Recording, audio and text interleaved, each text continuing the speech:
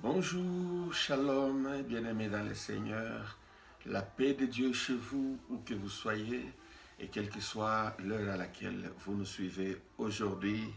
C'est un nouveau jour, c'est 22 janvier 2023. Je bénis le Seigneur, nous sommes encore au mois de janvier. Nous pouvons continuer à nous souhaiter bonne année. Eh bien donc, bonne année à vous, si on ne l'a pas encore fait entre nous. Je rends grâce à Dieu, car cela est bon, cela est juste.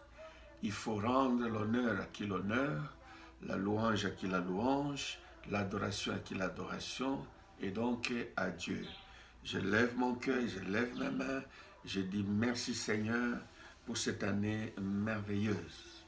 Cette année est bonne, sera bonne du début à la fin pour moi, pour toi aussi. Pourquoi? Parce que nous avons Jésus qui est avec nous, nous avons Dieu avec nous, et c'est une année pendant laquelle ou durant laquelle Dieu va nous permettre de travailler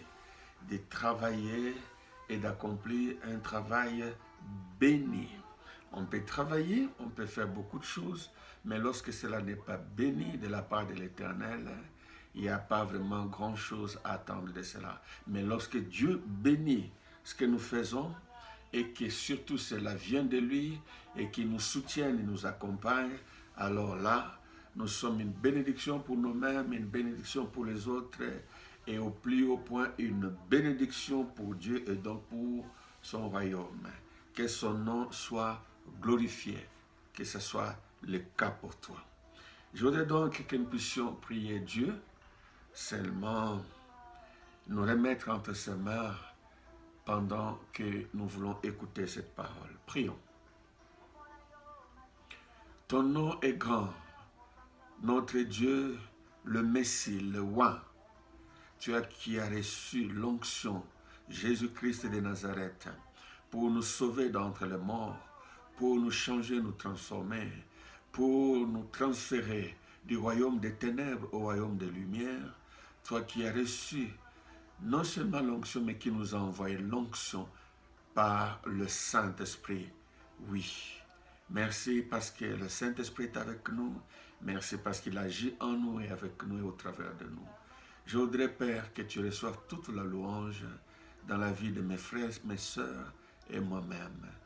Bénis-nous maintenant en nous regardant au travers le sang de Jésus, qui au travers de lui seul, nous pouvons être acceptés, tolérés devant ta sainte, ta 3 fois sainteté. Agrée-nous, accepte-nous et bénis-nous par le Saint-Esprit. Je te le demande dans ta bonté, au nom de Jésus. Amen. Mes chers amis,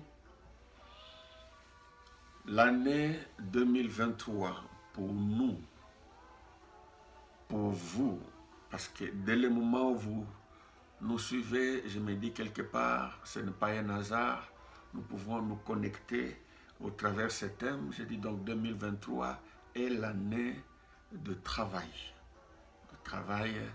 béni.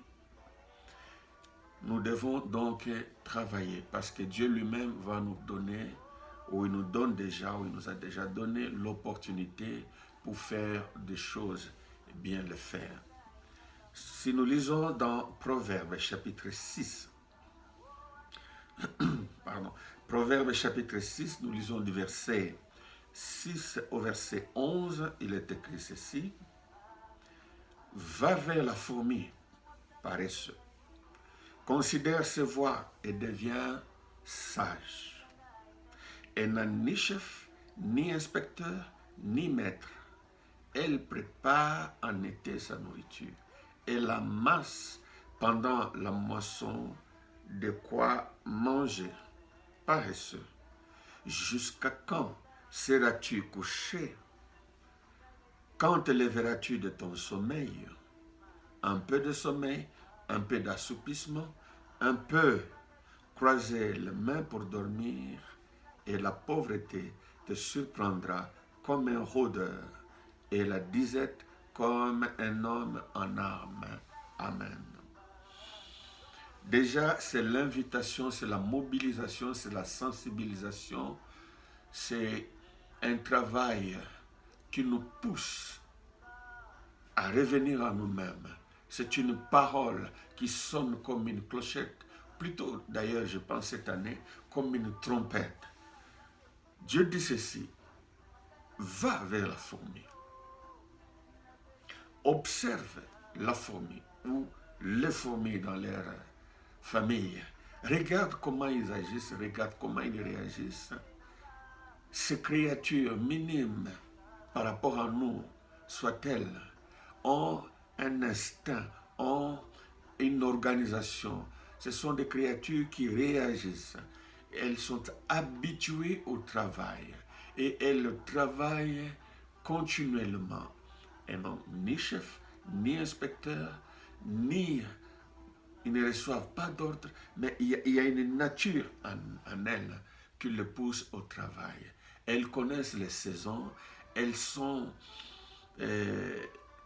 averties par l'instinct à préparer leur nourriture. Et Dieu nous dit, jusqu'à quand est-ce que nous allons dormir? Jusqu'à quand est-ce que nous allons être paresseux? Nous devons nous réveiller, nous devons quitter la paresse.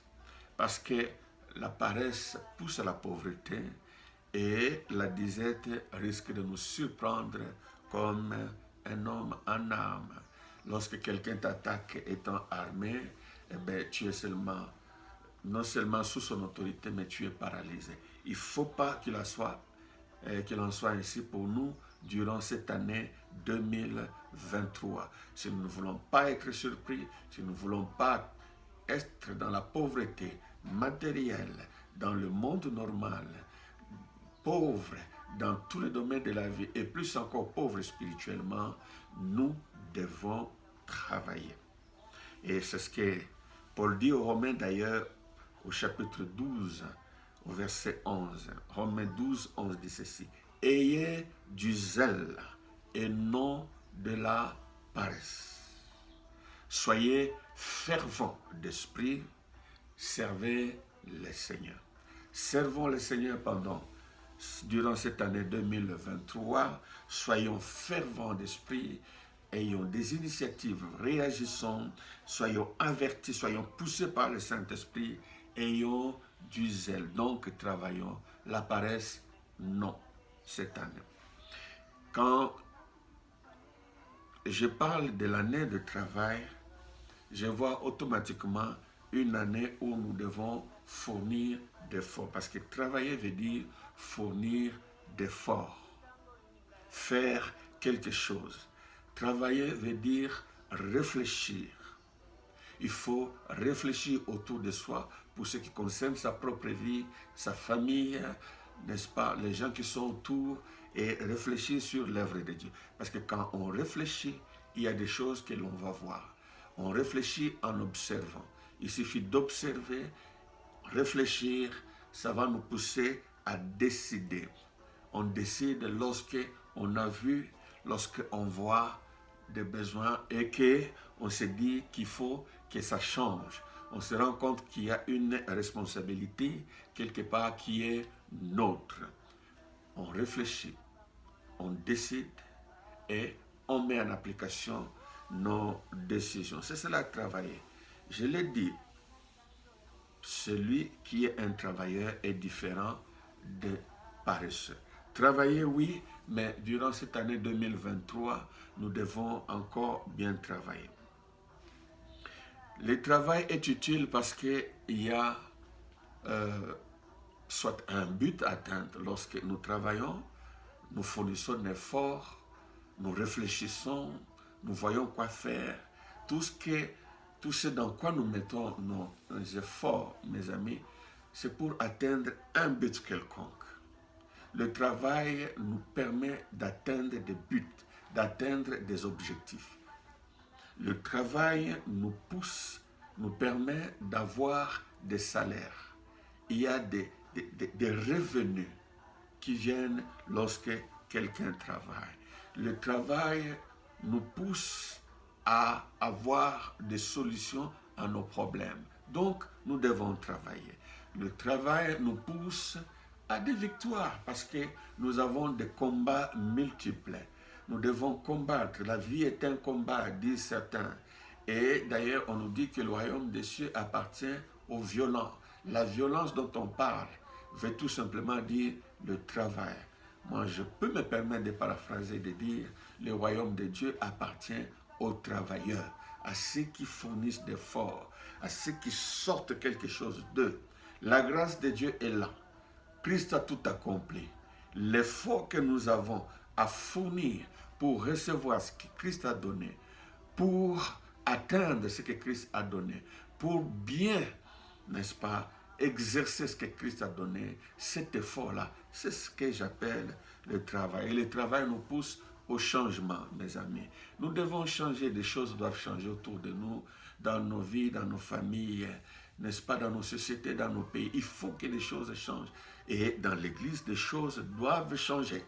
Parce que là où l'ennemi a agi, là où l'ennemi a amené des troubles, là où l'ennemi a semé le désordre, là où l'ennemi a amené la sémence impure, là où les gens ont confondu l'œuvre de Dieu de leur propre œuvre, là où l'ennemi a apporté la fausse doctrine, là où les démons ont érigé leur demeure, là il faut des changements. Et les changements viennent par le travail de serviteurs, des servantes de Dieu. Le travail est important pour nous-mêmes et le travail est utile pour la communauté. Mes amis, on peut travailler pour des choses de ce monde ou pour le domaine, je veux dire, physique. Tout ce qui est dans ce monde, ce qui concerne notre vie sur cette terre, dans ce monde des hommes. Si nous voulons avoir tout ce dont nous avons besoin, nous devons travailler. Donc, on peut travailler pour des choses normales, des choses physiques, donc, mais on peut aussi et on doit travailler pour des choses spirituelles. Le travail pour la vie normale, le travail pour le monde spirituel. Et pour ce qui nous concerne, lorsque nous sommes dans l'Église, nous parlons beaucoup plus de choses spirituelles. Mes amis, nous devons travailler pour cela. Et la Bible nous conseille, nous exhorte en disant ceci. Philippiens chapitre 2, nous allons lire la lettre de Paul aux Philippiens. Le 2e chapitre, nous lisons le verset 12 et le verset 13. Il est écrit ceci.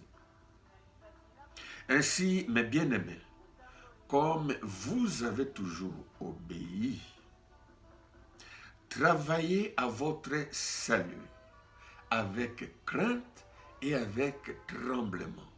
Non seulement comme en ma présence, mais bien plus encore maintenant que je suis absent. Car c'est Dieu qui produit en vous le vouloir et le faire selon son bon plaisir. Paul parle aux Philippiens, il exhorte, il conseille, il donne même un ordre, parce que quand le Saint-Esprit parle, il nous parle comme à des enfants. Il utilise le ton autoritaire. Mes bien-aimés, comme vous avez toujours obéi, si nous sommes donc des enfants obéissants, des serviteurs de Dieu, qui reçoivent des ordres, des consignes, des directives et qui obéissent, qui ont l'habitude d'obéir, travaillons. Travaillez. Travaillez pourquoi? Travaillez à votre salut. Donc même pour le salut, il faut travailler. Le salut est là. Il faut travailler. Il faut décider. Il faut essayer de voir comment le rendre meilleur. Il faut le perfectionner. Alléluia. Travaillez à votre salut avec crainte et avec tremblement. Quand on fait quelque chose avec crainte, c'est qu'on a peur de perdre. Tremblement parce qu'on n'a pas intérêt, n'est-ce pas, à être distrait ou à traîner les pieds, où on risque de perdre ce qui sort de ce travail-là. Et la perte de ce que nous gagnons dans le travail spirituel, cette perte est redoutable. Voilà pourquoi nous devons craindre lorsque nous ne travaillons pas, n'est-ce pas, dans le domaine spirituel. Travaillons donc. Jean dit encore ceci. Jean chapitre 6, le verset 27. C'est le Seigneur lui-même, Jésus-Christ, qui parle dans l'évangile selon Jean 6, 27. Travaillez. Dieu dit ça. Jésus, le maître, les rabbis, le rabouni, dit ceci. Travaillez, non pour la nourriture qui périt, mais pour celle qui subsiste, pour la vie éternelle, et que le Fils de l'homme vous donnera. Car c'est lui que le Père, que Dieu a marqué de son sceau. Le Christ, loin, le Messie, qui a été marqué par le sceau de Dieu, que Dieu nous a donné, nous demande de travailler, pas seulement pour la nourriture, pour les choses de ce monde, comme je viens de le dire, mais travaillons pour la nourriture spirituelle, pour les choses spirituelles qui sont donc des choses éternelles, des choses qui subsistent. Le monde passe, je passerai, tu passeras, tout ce que nous voyons va passer. Et si donc nous avons intérêt à mettre beaucoup d'efforts, à travailler rudement, durement, avec sérieux, avec crainte et tremblement, c'est beaucoup plus pour les choses spirituelles que pour les choses de ce monde. Ce qui est éternel nous devrait nous engager beaucoup, chers amis. Hein? Souviens-toi, c'est vraiment très très important. Travaille beaucoup pour les choses spirituelles éternelles. Alors, aujourd'hui, comme ce sera une série d'enseignements, nous devons savoir que pour ce qui concerne les choses spirituelles, le premier travail, consiste à travailler ou travailler dans le cadre du salut. Le salut de ton âme, le salut de mon âme. Le salut de notre propre âme d'abord. C'est très très important. Parce qu'on peut travailler pour le salut de son âme. Lorsqu'on a fini, on est sûr du succès du travail de son âme personnelle. On peut aussi travailler pour le salut de l'âme ou des âmes de nos prochains, d'autres personnes. C'est très très important. Le salut donc de notre propre âme. Commençons par là. La première chose que l'on doit faire, c'est penser et réfléchir sur sa relation avec Dieu. Cette année, ne sois pas distrait. Travaille. Fais un effort donc. Prends l'habitude de penser, de réfléchir sur ta relation avec Dieu. Le travail ne commence pas par le muscle ou par la force que nous exerçons dans tel domaine.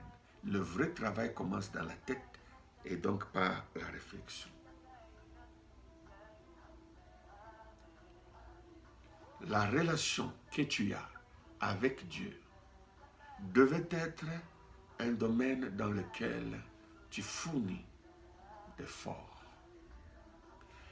Quelle est-elle?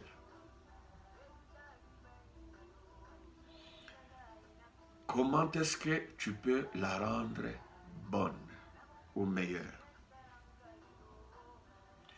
Comment est-ce que tu peux l'améliorer?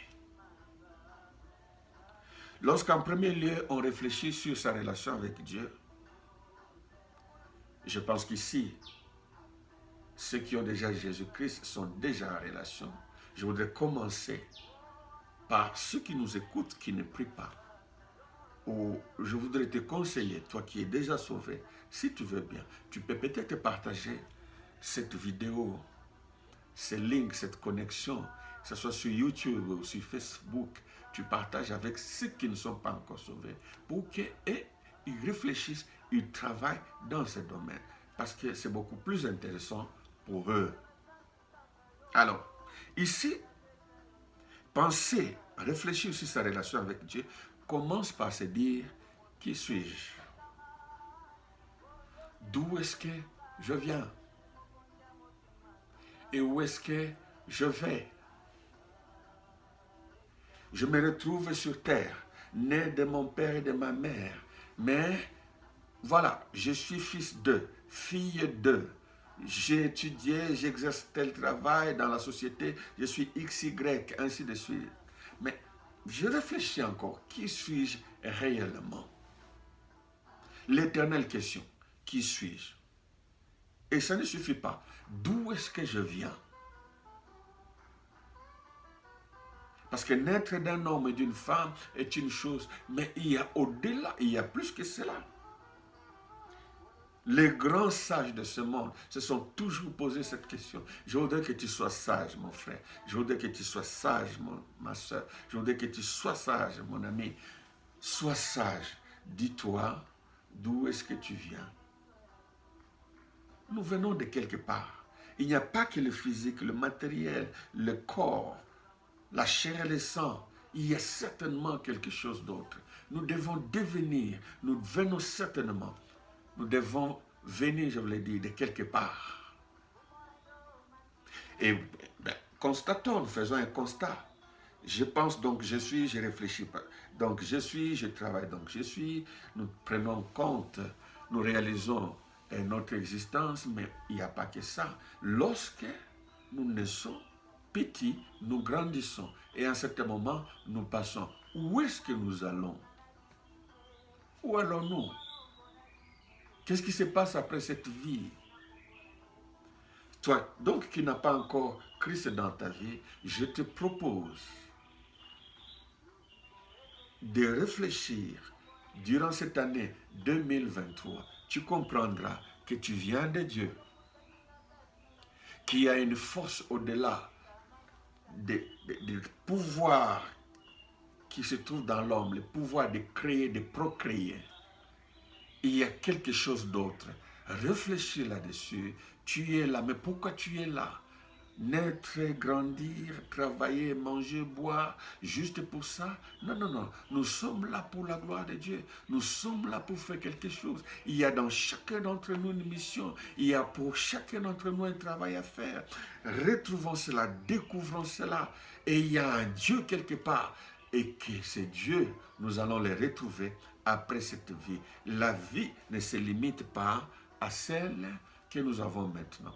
Quand tu réfléchis déjà à ce niveau-là, mon ami, tu es en train de travailler pour le cadre spirituel et tu comprendras que tu auras intérêt à connaître cet être suprême qui est, n'est-ce pas, la source de ton existence, que tu vas certainement rencontrer après cette vie. Fais ce travail-là. La grâce de Dieu sera avec nous pour que prochainement nous puissions parler, continuer à parler, à réfléchir sur le salut de notre propre âme. Nous parlerons sur vérifier, comment vérifier si nous sommes déjà dans le Seigneur, vérifier si cette relation est bonne. Et après nous parlerons sur comment améliorer notre relation avec Dieu. Que Dieu vous bénisse, mes chers amis. Réfléchissons beaucoup. Quand nous réfléchissons beaucoup sur nos vies dans le cadre spirituel, nous saurons quoi faire. Notre vie sera vraiment sensée et nous saurons comment faire, comment donner des priorités. Prions le Seigneur. Éternel notre Dieu, notre roi, nous rendons grâce à ton nom. Je recommande mes frères, mes soeurs qui nous suivent. Ce qui t'appartient déjà, je le mets dans tes mains. Je prie pour que tu continues à nous aider par le Saint-Esprit à réfléchir sur pourquoi nous sommes là, afin que nous puissions accomplir les œuvres que toi tu as préparées d'avance et que cette année 2023, nous puissions faire de grandes choses avec l'aide du Saint-Esprit. Que ceux qui ne sont pas encore avec toi, je prie pour que tu les visites, que cette question puisse demeurer, revienne régulièrement, afin qu'ils découvrent la lumière du Saint-Esprit leur parlant de toi. Attire-les à toi. Attire-les vers le Seigneur. Merci de nous écouter dans ta grâce. Nous te prions ainsi, Père, dans ta bonté, au nom de Jésus. Amen. Que Dieu vous bénisse, mes amis. À la prochaine, si Dieu le veut.